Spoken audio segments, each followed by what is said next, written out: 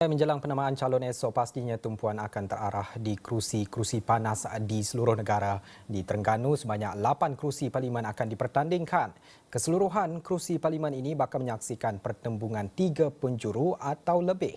Dan semestinya, Parlimen Marang bakal menjadi kerusi tumpuan kerana menampilkan Presiden PAS Tan Sri Abdul Hadi Awang. Dan untuk perkembangan lanjut, kita nak bersama dengan Hafizi Rosli di Marang, Terengganu. Silakan Hafizi dengan perkembangan. Baik, terima kasih Niki. Dan kalau boleh saya nak kupaskan sedikit ya, mengapa sebenarnya kerusi P037 Marang ini menjadi tumpuan dan boleh saya katakan sebagai kerusi panas juga, terutama di negeri Terengganu kerana ia menampilkan Presiden PAS Tan Sri Abdul Hadi Awang sebagai calon bagi Perikatan Nasional ataupun daripada Parti PAS. Dan kalau kita lihat juga pertandingan sebanyak 3 penjuru dijangka bakal berlangsung di sini dengan beliau akan ditentang oleh Barisan Nasional ataupun daripada Parti UMNO sendiri iaitu mewakilkan Jasmira Osman, dan daripada Pakatan Harapan iaitu daripada Parti Amanah sendiri akan mewakilkan Azhar Abu Syukur.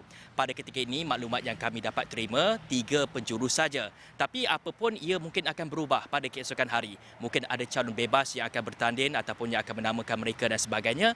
Itu terserah ataupun itu kita bergantung kepada keputusan esok ketika penamaan calon, ketika mereka ingin menyerahkan borang pencalonan mereka di SPR dan sebagainya. Dan kalau kita nak lihat juga kepada jumlah penduduk di ataupun jumlah daftar pemilih di Parlimen P037 Marang ini, difahamkan terdapat 131,000 penduduk ataupun jumlah mereka yang bakal mengundi di Parlimen P037 ini. Dan di sini juga terdapat 4 Dewan Undangan Negeri, dan kalau kita lihat juga kepada pecahan umur mereka yang bakal mengundi, boleh saya katakan bagi ataupun majoriti pengundi di sini adalah golongan belia, iaitu mereka yang berumur daripada 18 tahun sehinggalah umur 39 tahun, di mana ia mewakili 57% daripada jumlah keseluruhan daftar pemilih sebanyak 131,000.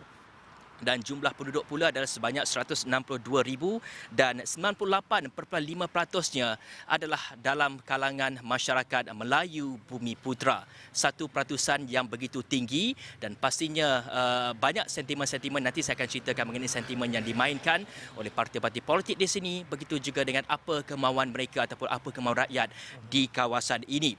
Dan saya nak melihat juga, saya nak menjelaskan sedikit ya mengenai sejarah ataupun mengenai latar belakang mengenai P037 Marang ini sendiri, di mana kalau kita lihat kepada penyandangnya iaitu Tan Sri Abdul Hadi Awang, sebelum ini telah pun mula bertanding di kawasan ini ataupun di parlimen ini sejak daripada 1986 lagi ketika PRU ke-7, di mana pada ketika itu beliau kalah di tangan daripada Barisan Nasional, tetapi beliau selepas itu pada PRU tahun 1990 beliau mula memenangi kawasan ini sehinggalah pada ketika ini, dan hanya menyaksikan 2 saja kekalahan, iaitu pada 1986 pada PRU ke-7 dan juga pada 2004 beliau kalah kepada Barisan Nasional. Jadi sebanyak 6 penggal beliau telah memenangi kawasan ini. Pastinya orang di sini cukup dekat dengan Tan Sri Abdul Hadi Awang, kerana kalau kita lihat juga Tan Sri Abdul Hadi Awang ini juga merupakan Presiden PAS dan juga ada ciri-ciri ketokohan beliau yang menjadi mengapa sebenarnya rakyat di sini mahukan beliau kekal sebagai ahli parlimen di kawasan ataupun di P037 Parlimen Marang ini sendiri. Itu mungkin sedikit cerita ataupun background latar belakang mengenai Parlimen P037 yang dapat saya kupaskan kepada anda semua, Niki. Baik Hafizi, kalau kita lihat bagi kerusi Parlimen Marang ini menjadi kubu kuat buat PAS, di mana Tan Sri Abdul Hadi Awang ini telah pun berada di situ kira-kira dalam 3 penggal, pastinya dekat dengan rakyat. Tapi adakah, kalau kita nak bercerita berkenaan dengan sentimen, adakah rakyat di situ ataupun penduduk di situ bersedia dengan nafas baharu, atau mungkin mereka dalam PRU kali ini mereka terbuka memberikan ruang ataupun peluang buat calon muda yang diketengahkan, seperti mana yang kita tahu dari BN yang kita lihat Timbalan Ketua Bahagian UMNO Marang Jasmira Osman diketengahkan, begitu juga dengan PH yang mana menampilkan calon import iaitu Azhar Abu Syukur. Bagaimana sebenarnya penerimaan ataupun sentimen mereka masa ini? Ya, sebelum saya nak bercakap mengenai sentimen, mungkin saya ingin menjelaskan sedikit mengenai ketika PRU ke-14 yang lalu di mana Tan Sri Abdul Hadi Awang telah pun memenangi kerusi ini dengan majoriti sebanyak 21,000. Bukan saja majoriti ini terbesar di Terengganu tetapi merupakan majoriti yang terbesar pernah diraih oleh ahli parlimen bagi parti PAS sendiri di mana PAS telah memenangi 18 kerusi parlimen di seluruh negara dan di Marang ini merupakan majoriti yang terbesar yang diraih mungkin disebabkan oleh penangan ataupun aura ataupun ketokohan Tan Sri Abdul Hadi Awang sendiri. Sentimen di sini begitu mudah saja untuk kita fahami kerana kalau kita lihat kepada kepribadian seorang pendakwah iaitu Tan Sri Abdul Hadi Awang ini, kalau kita lihat beliau sendiri sering berucap, sering menyampaikan syarahan dan juga sering menyampaikan ceramah dan sebagainya.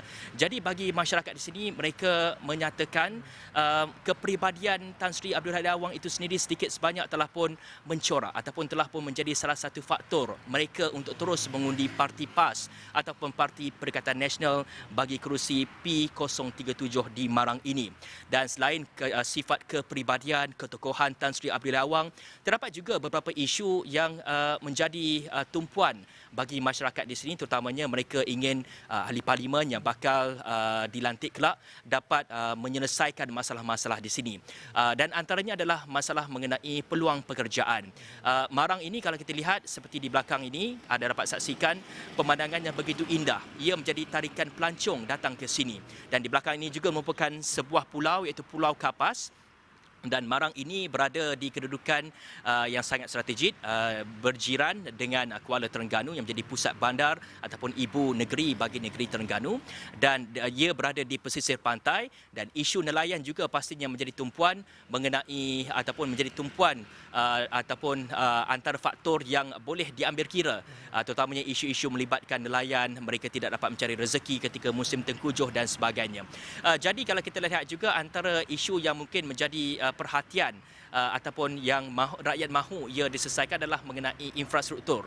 Boleh saya katakan ini ataupun Marang ini bukanlah satu kawasan yang di luar bandar, di dalam bandar juga, tapi ada juga kawasan-kawasan yang mungkin tertinggal ataupun terlepas pandang daripada arus pemodenan dari segi jaringan internetnya. Dan ini merupakan antara faktor-faktor ataupun antara sentimen-sentimen yang dimainkan masyarakat. Bagaimana sebenarnya janji yang dimainkan oleh pemimpin-pemimpin ataupun wakil-wakil rakyat yang bakal nanti kelak dapat menyelesaikan masalah-masalah ini.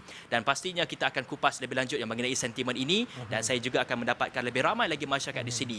Mengapa mereka ataupun apakah faktor mereka untuk memilih pemimpin ataupun wakil rakyat di kawasan mereka yang mereka ataupun antara isu-isu yang mahu mereka selesaikan dalam tempoh yang terdekat ini, Niki. Baik, itu dia kupasan yang ringkas dan padan dan pastinya wartawan kita Fizi Rosli akan membawakan lebih banyak lagi cerita dan juga memantau kerusi bagi Parlimen Marang jadi kerusi panas di Terengganu ini.